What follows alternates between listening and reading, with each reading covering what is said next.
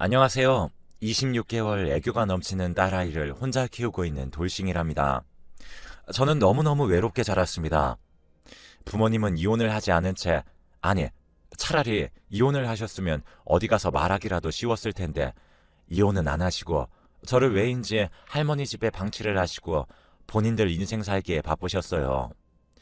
아빠는 도박에 빠지셔서 저도 가족도 보이지 않는 노름꾼이었고, 엄마는 그런 아빠에게서 사랑을 받지 못해 외롭다는 핑계로 자식 딱 하나 있는 저도 나 몰라라 할머니께 맡기고 다른 남자와 새 살림을 차리고 다시 돌아와서 할머니랑 엄마랑 저 이렇게 셋이 지내다 또 나가고, 이렇게 제 어린 시절은 할머니를 제외하면 행복했던 기억이 하나도 없어서 떠올리고 싶지도 않았습니다.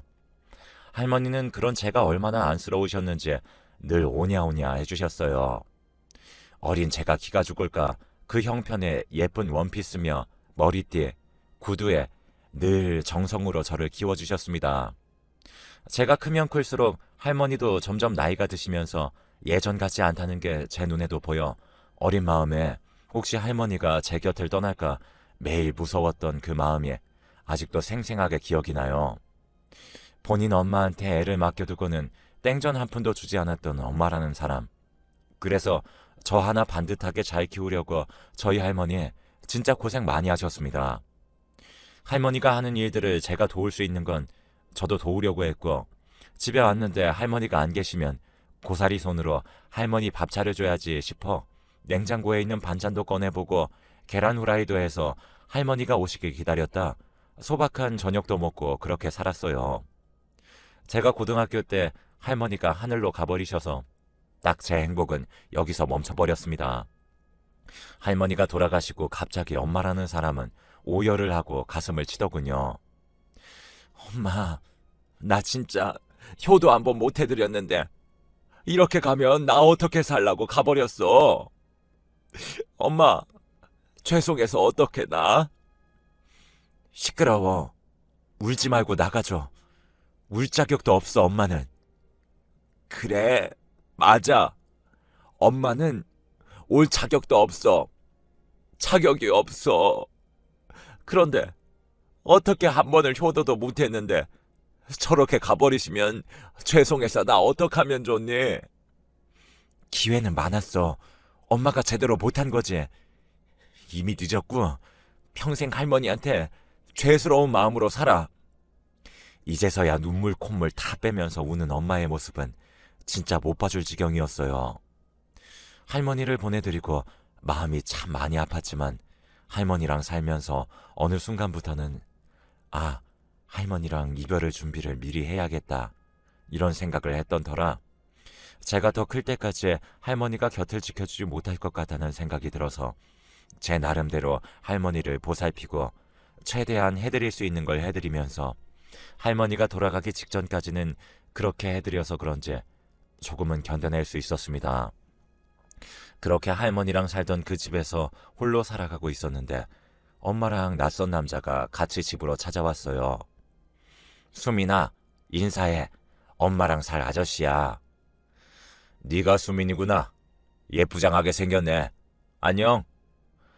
왜 왔어? 내가 오지 말라고 했잖아. 얘가 왜 이래? 당신이 이해 좀 해줘. 애가 한참 사춘기에 할머니를 보내고 한참 예민해서 그래. 아니야, 괜찮아. 수민이, 밥 먹었니? 나가서 같이 밥 먹자. 싫어요. 그냥 가주세요. 너 그만해. 버릇없이 뭐 하는 거야, 정말. 왜 왔냐고? 그러니까 왜 서울에 온 건데? 왜? 너 아직 미성년자인데 어떻게 여기서 혼자 살아? 그리고 이 집도 이제 네 할머니 없으니까 팔려고 하거든. 당분간 엄마네 집에 와서 살라고. 성인 되고 대학 가면 어차피 계속 살 수 있으니까 그때 나가면 될 것 같은데 이 집을 왜 팔아? 엄마 진짜 어디까지 하려고 그래? 할머니 돌아가신 지 얼마나 지났다고 벌써 집을 팔아? 소름 끼친다, 엄마 진짜. 어차피 쓰지도 않을 집인데 빨리빨리 처분해야지. 아무튼 빨리 짐 싸. 이제 금방 나갈 거야. 역시 최악이었던 엄마라는 사람은 이 집을 팔면 나오는 돈이 꽤 있을 테니 그걸로 본인이 좀 떵떵거리고 살겠지 싶었나 봅니다. 그 아저씨도 저를 원래 끔찍히도 싫어했고 거부했던 걸 아는데 유산이 생기니 입장이 달라진 거죠. 당분간만 엄마 집에서 지내라는 말도 말 그대로 곧 성인이 될 테니 그동안만 지내고 나가라는 소리인 거죠. 어린 제가 할머니 흔적이 가득한 그 집을 지킬 수 있는 방법은 없었고 그냥 나올 수밖에 없었습니다.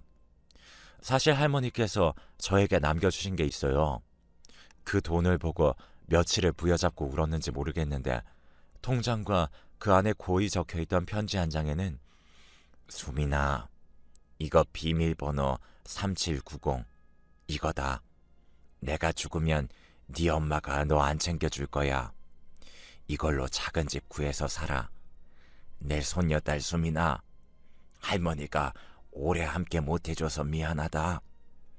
너 덕분에 할미도 행복했고 정말 많이 웃고 외롭지도 않았어. 고맙다. 그리고 네 엄마한테 들키지 말고 이거 꼭 네가 써야 돼. 신신당부의 편지와 통장 안에 들어있던 792만 원. 절대 쓰지 않고 간직하겠다고 생각했지만 현실은 그렇지 못했습니다. 우선 제가 있어야 할 집이 필요했어요. 그래서 무작정 쳐들어가서 부동산을 돌아다녔고 미성년자는 계약이 어렵다는 곳이 너무 많았지만 어찌저찌 사정사정해서 작은 원룸 하나를 구하게 되었습니다. 그렇게 200에 30인 첫 자취방이 생기게 되었고 처음 하는 계약에 거래가 너무 복잡하고 무서웠지만 이제 시작이니 너무 겁먹지 말자고 스스로 다독이고 위로했습니다. 할머니 집에서 거의 엄마를 피해 도망치듯 온 것이라 제 간단한 옷, 신발 같은 짐 말고는 아무것도 챙겨온 게 없어서 생활에 필요한 것들을 최소한으로 사서 지냈어요. 나름 상위권의 성적을 자랑하던 제가 성인이 되었고 제가 할 수 있는 저를 받아주는 곳에서 그냥 일만 하고 살았습니다. 그런데 차곡차곡 돈을 무작정 모았고 성인이 되어서 저는 공장에 들어가 생산직 일을 하면서 더 큰 돈을 벌고 모을 수 있게 되었습니다. 목표는 딱 하나였어요. 어디서 기죽지 말고 사람답게 살자는 게 제 목표였어요. 남들이 보면 무슨 그런 목표가 다 있어? 이렇게 말씀하시는 분들도 계시겠지만 저는 그 당시에는 말 그대로 사람답게 살고 싶었어요. 그렇게 저는 남들보다 더 열심히 사회생활을 하게 되었고 처음에는 적응하는 데 힘이 들었지만 시간이 알아서 해결해 주더군요. 이제는 무엇을 하든 혼자서도 척척 잘할 수 있게 되었고 인생 살면서 처음으로 한 남자를 만나 사랑이라는 것도 하게 되었어요. 제가 그 남자를 만나면서 제일 슬픈 과거, 아프고 외로웠음을 털어놨었는데 그 사람은 저를 피하지 않고 저를 아껴주고 온 마음을 다해 저를 사랑해줬어요. 그런 사람에게 저는 마음이 많이 가더라고요. 결국 그 사람과 살림을 합쳐 동거를 하게 되었고 24살에 결혼을 하게 되었습니다. 그 사람에게는 홀아버지가 계셨는데 저에게도 너무나 따뜻하게 대해주셔서 할머니가 아닌 또 다른 사랑을 받으며 행복하게 지냈어요. 워낙 불안정한 상황 속에서 누구의 허락도 필요 없이 식도 올리지 않고 그렇게 한 결혼이지만 제가 행복한 게 제일 중요하다고 생각을 하여 그 행복으로 하루하루를 살았습니다. 남편도 저 못지않게 착실하게 돈을 모으면서 사는 사람이라 저희는 나이에 비해서 꽤나 많은 돈을 가질 수 있었고 수월하게 집 마련 과정들도 해결할 수 있었어요. 남편은 둘이 사는 게 좋다고 했지만 저는 또 그렇게 따뜻한 아버지가 혼자 계시는 게 너무 마음에 걸려서 그냥 합가를 하자고 제안을 했고 세 식구가 함께 살았습니다. 하지만 그런 행복한 날들도 잠시 어느 날부터 남편이 이상해지기 시작했어요. 자꾸 돈을 달라고 강요하기 시작했고 일도 무단으로 나가지 않아 회사에서도 잘리는 상황까지 되어버렸습니다. 불안했습니다. 남편이 과거에 철이 없어서 한동안 사고를 많이 쳤었던 건 알았지만 성인이 되어 정신 차리고 돈도 모으고 착실한 모습을 보여서 결혼을 선택했었던 건데 갑자기 남편이 이상 행동을 하니 점점 불신이 생기기 시작했어요. 어느 날은 아버지가 저를 불러서 이런 말을 하셨습니다. 아무래도 지훈이가 도박에 다시 손을 대는 것 같다. 이를 어쩌면 좋냐? 도박이요? 도박, 무슨 도박이요? 아버지, 저는 처음 듣는 말인데요. 그 전에 사고 쳤다 하는 게 도박이었어. 그걸로 돈도 말아먹고 집도 말아먹고 한동안 너 만나면서부터 정신 차리고 사람 된 것 같더니 다시 손대는 것 같아. 친아빠가 도박으로 집안을 말아먹었던 걸 알고 있어서 제 인생에서 가장 싫어하는 게 도박과 바람이었는데 그중에 도박을 하다니 믿을 수가 없었어요. 아니겠지, 아닐 거야를 속으로 100만 번을 더 삼키면서 남편을 기다렸습니다. 오빠, 얘기 좀 하자. 무슨 이야기? 갑자기 나도 나가봐야 되는데. 오빠, 혹시 요즘 도박해? 맨날 공장에서 그렇게 일해서 언제 성공하냐? 인생 한 방이야, 수민아. 나는 너네 아버지처럼 그렇게 정신 팔고 하는 거 아니고 체계적으로 하는 거니까 그냥 믿고 기다려줘. 도박이 나쁜 게 아니라 무식한 인간들이 전 재산 걸고 한탕 노리고 그런 거지. 도박이 나쁜 게 아니라고? 그렇게 돈을 벌 수 있으면 누가 힘들게 일을 해서 돈을 벌겠어. 오빠, 제발 지금이라도 멈춰. 오빠도 전에 많이 봤잖아. 제발 그만해. 우리 아이도 낳고 그렇게 살아야지. 애는 무슨 돈으로 키우냐? 전에는 내가 뭣도 모르고 해서 그 꼴 난 거고 이제는 다르다니까. 아무튼 너도 적금이랑 있는 거 좀 깨고 나한테 투자를 할 생각을 좀 해. 닥달하지 말고. 자꾸 아빠랑 쌍으로 닥달해 대면 나 집 나가버릴 테니까 그만 바가지 긁는 게 좋을 거야. 그렇게 말을 하더니 그날 이후부터는 오히려 솔직히 다 저에게 말을 해서 감출 게 없어서 이제 눈치도 안 보고 하루 왼종일, 아니 며칠씩 집을 비우면서 도박을 하기 시작했습니다. 오빠, 진짜 미친 거 아니야? 지금 5일 만에 들어와서 한다는 소리가 돈 달라고? 미친 거 같아 정말. 그만하라니까.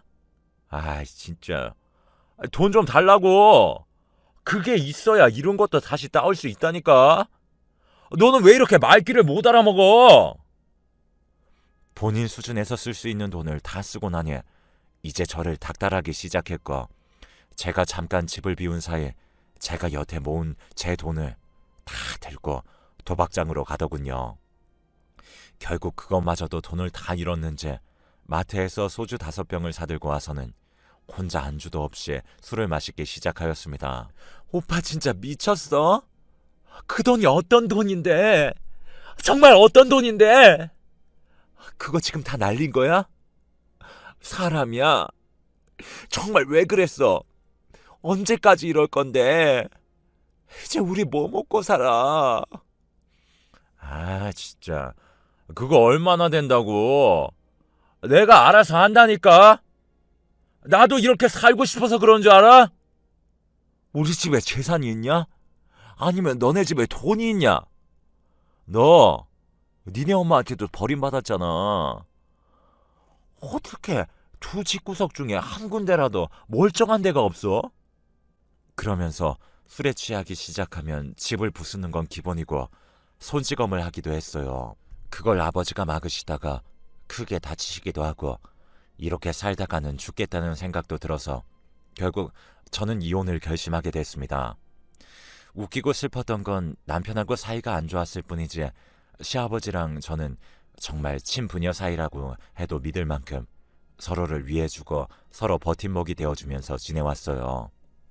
하지만 그 버팀목이라는 것도 남편이란 놈의 행동이 도가 지나치다 보니 그 버팀목을 제가 먼저 버려야 제가 살 수 있을 것만 같았습니다. 이렇게 헤어지는 게 너무 속상했지만 아버지 또한 아가, 내 생각은 그만하고 어서 도망가. 도망가서 이혼 신청해. 그래야 네가 살 수 있을 것 같아. 지금 저놈은 사람이 아니야. 짐승이야, 짐승. 눈에 애비도 마누라도 보이지 않을 만큼 정신 나간 놈이라고. 그러니 내가 이렇게 비울게. 어서 여기서 떠나.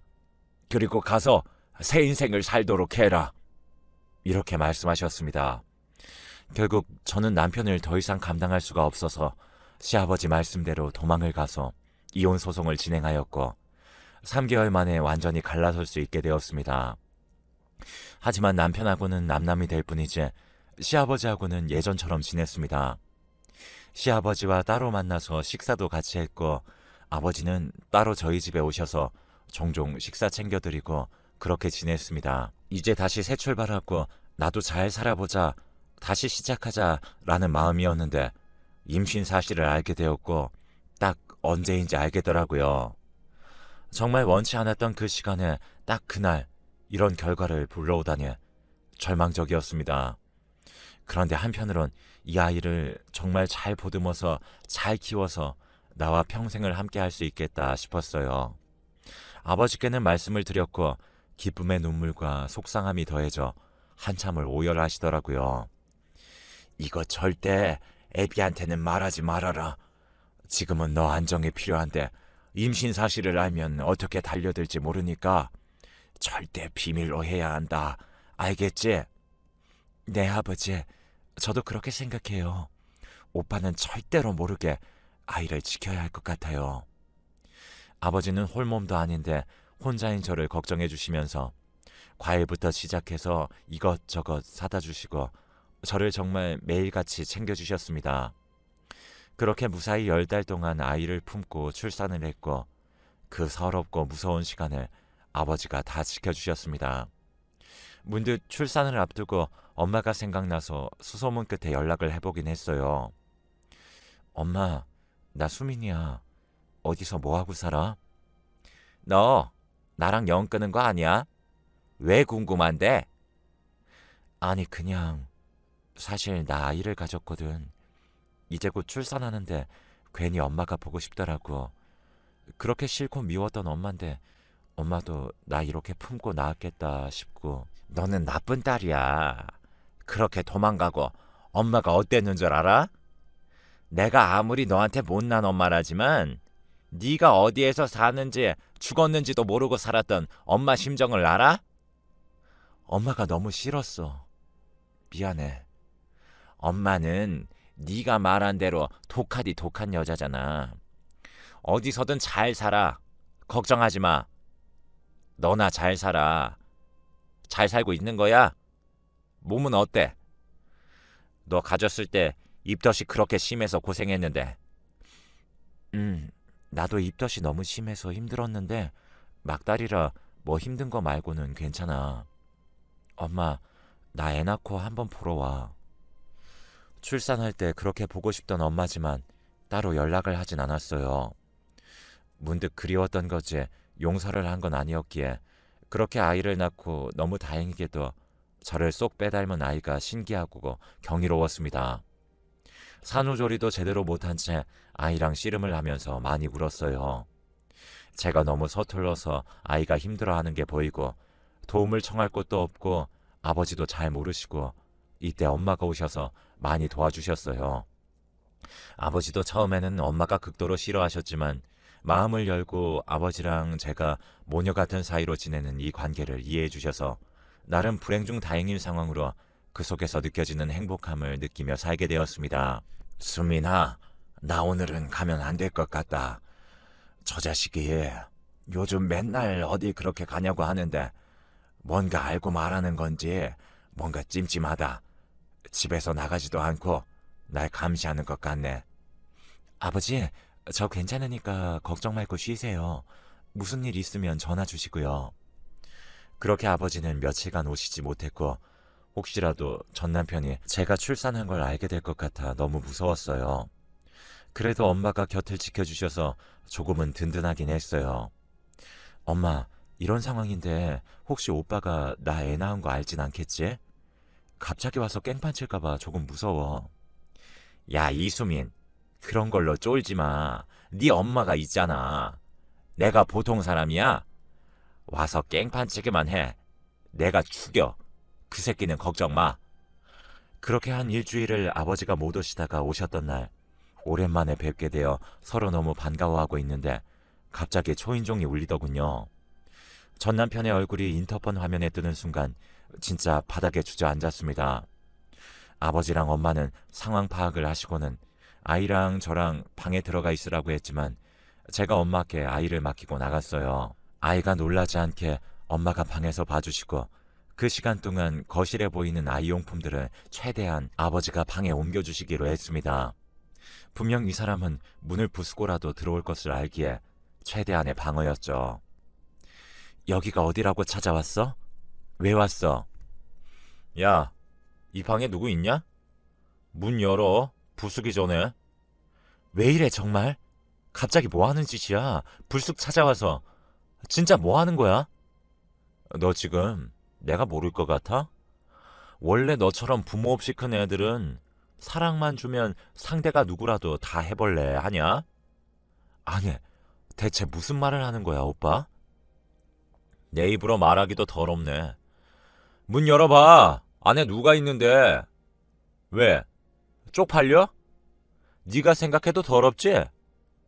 이 사람은 지금 아이의 존재가 아니라 아버지랑 저의 관계를 불륜으로 확신하고 현장을 덮치러 온 거더라고요. 생각하는 거 하고는 너무 더럽고 어이가 없었지만 무엇보다 안에 아이가 있고 아이가 놀랄까봐 걱정되고 이 사람이 알아서도 안 될 것 같던 찰나에 아버지가 나오셨어요. 아버지, 문 닫아요, 빨리. 너 들어와서 앉아라. 소리 그만 지르고. 어이씨구, 왜? 아들 여자 뺏어서 놀아놓고 할 말이 있어? 그래, 드러나 보자. 아니, 거동도 힘든 노인네가 뭔 힘이 있다고. 대단하다, 대단해. 우리 집안도 콩가루 집안이네. 수민이 아이 낳았다. 평생을 혼자서 외롭던 애가 아이를 낳았는데 그 순간에도 또 혼자라 너무 마음이 아프더라. 너는 사람 되기에는 글러먹었고 수민이는 무슨 죄고 애는 또 무슨 죄냐. 그래서 아빠가 살아있는 동안에는 수민이랑 아이한테 네 몫까지 다 해주다가 가려고 한다. 의심이 되거든 물어보면 되었고 너 혼자 대충 어떻게 그런 생각을 해서 이렇게 찾아와서 난리를 치는지 모르겠지만 네가 이런 자식이니까 꽁꽁 숨기라고 아빠가 시켰다. 그게 무슨 말이야? 지금 애를 낳았다고? 너 바른 대로 말해봐. 아빠 말이 맞아? 그리고 그제서야 저희 집을 둘러보는데 급히 숨기려고 해도 아이 키우는 집인데 숨겨지지 않죠. 그리고 엄마가 아이를 안고 나오셨어요. 너구나. 내 딸 눈에서 피눈물 뽑은 게. 나도 다 안다. 나 엄마 자격 없는 사람인 거. 그런데 네가 그런 애를 그렇게 데려갔으면 행복하게 해줬어야지, 이 나쁜 놈아. 너는 내가 용서 못해. 엄마는 오열하시며 그 사람에게 욕을 퍼부었고 그 사람은 멍하니 아이를 바라보더라고요. 수민아, 너 혼자 이렇게 나한테 말을 했어야지. 말하면 뭐가 달라지고 난 이미 오빠라는 사람의 본 모습을 봤어. 그런 사람이 다시 잘해보겠다고 하는데 누가 같이 살아? 아이가 있는 한 더더욱 너랑 못 살아. 달라질 건 아무것도 없어. 이제 와서 아빠 노릇 하려고 절대 하지 마. 오빠는 살던 대로 살아. 우리 근처에 얼씬하지도 말고. 아니, 내가 어떻게 살아, 수민아. 나도 지금 혼란스러우니까 나한테 시간을 조금만 줘. 아니, 달라질 게 없다니까. 오빠가 생각하고 말고 할 게 없어. 당장 나가줘, 내 집에서. 오열하며 싹싹 빌고 이렇게 살 수는 없다며 정신을 차리겠다고 다시 잘해보자 하더군요. 아버지랑 저도 잘 지내고 있으니 본인만 정신을 차렸으면 다 끝났을 일이었다고 한참을 울던 그 사람을 아버지가 집으로 데리고 갔습니다. 그날 이후로도 저희 집을 매일같이 찾아와서 빌고 또 빌기를 반복했지만 경찰에 신고를 해버리고 강경하게 대응하라고 했어요. 저에게는 지켜야 할 아이가 있어서 말이죠. 저러다 언제 눈이 뒤집혀 또 저를 괴롭힐지 몰라서 급하게 집을 내놓고 한동안은 엄마네 집으로 피신해서 아이와 지내면서 이사를 해버렸습니다. 혹시 또 아버지를 미행하다 주거지가 들킬까 싶어서 아버지도 집으로 오시지 못하고 엄마 집에서 만나거나 따로 만나서 아이를 보여드렸죠. 수민아, 내가 참 못났더라. 너 그렇게 아프게 한 사람이 나라는 사람인 걸 내가 잘 알면서 가장 큰 상처를 너에게 줬어. 웃기지만 나 너랑 헤어지고 너 정말 많이 그리웠다. 내가 정말 사랑한 여자니까 땅을 치고 후회도 해봤지만 도박이라는 게 너무 끊기가 힘들어서 쉽게 돌아오지 못했어. 나 지금 도박 중독 치료도 받기로 했고 정상적으로 살기 위해서 먹고 살려고 노력하고 있어. 수민아, 당장은 아니더라도 시간을 조금만 갖고 우리 함께 사는 게 맞지 않을까? 내가 이렇게 살아있는데 왜 아빠 없는 아이로 키워? 우리 둘 다 부모가 없다는 게 얼마나 서러운지 알잖아. 수민아, 제발 마음 좀 돌려봐줘. 오빠는 어머님이 안 계시니 부모가 없다는 서러움을 안다고 표현하겠지만 난 부모가 있는데 사람 같지 않은 부모가 있다는 게 얼마나 고통스러운지를 알아. 그래서 더더욱 오빠가 함께할 필요가 없어. 내 아이는 내가 혼자서 키워도 충분히 사랑으로 키워낼 수 있고 그렇게 하고 있으니 제발 감성팔이 그만하고 네 살 길 찾아서 아버지나 잘 모셔. 아버지가 얼마나 더 오래 사시겠어. 앞으로 효도 많이 해도 넌 부족해. 정신 차릴 거면 나랑 아이한테 신경 끄고 아버지한테 집중이나 해. 이사도 했고 연락처도 바꿔버리고 당장 소통할 수 있는 게 없어서 저한테는 직접 뭔가를 하진 않지만 아버지를 통해 들은 그는 성실했던 모습을 되찾고 있다고 해요. 다행이죠. 아버지가 이제는 더 이상 그런 모습을 보지 않아도 되니까요. 그렇지만 그 사람과 함께하는 일은 죽어도 없습니다. 약간 불안한 마음이 늘 있기 때문에 변호사를 통해 현재 상황에 대해 상담도 해봤고 만일의 상황을 대비하면서 그렇게 살고 있어요. 마지막 순간까지도 힘들었던 제 삶에 다시금 용서를 구하듯 저를 위해주는 엄마가 돌아왔고 아빠의 빈자리를 채우려 노력하시는 아버지가 계시고 무엇보다 제 목숨과 바꿔도 아깝지 않을 제 딸이 있어서 두렵지만 버티고 엄마는 강하다라는 말을 늘 새기며 아이를 잘 지키고 바른 아이로 키워보려고 합니다. 제 사연을 봐주셔서 감사하고 지금 힘든 순간이신 분들, 저 같은 사람도 극복하고 살아가고 있으니